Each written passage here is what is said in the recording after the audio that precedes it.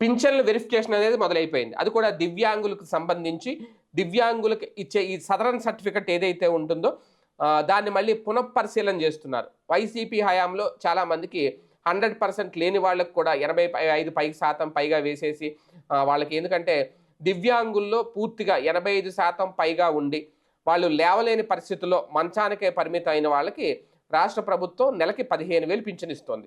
అయితే అలాంటి వాళ్ళల్లో కొన్ని ఫేక్ పెరిగిపోయినాయి.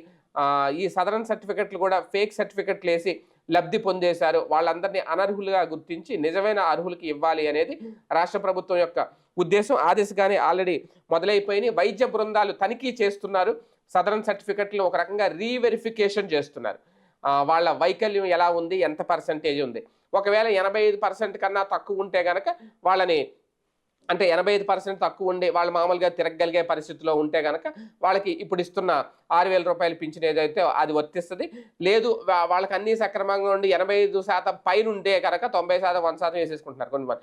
అటువంటి వాళ్ళకి ఇమీడియట్గా దాన్ని అయితే కట్ చేస్తున్నారు. ఇది ఆల్రెడీ మొదలైపోయింది. రాష్ట్ర వ్యాప్తంగా, జిల్లాల వ్యాప్తంగా మొత్తం వైద్య బృందాలు తనిఖీలు మొదలుపెట్టారు.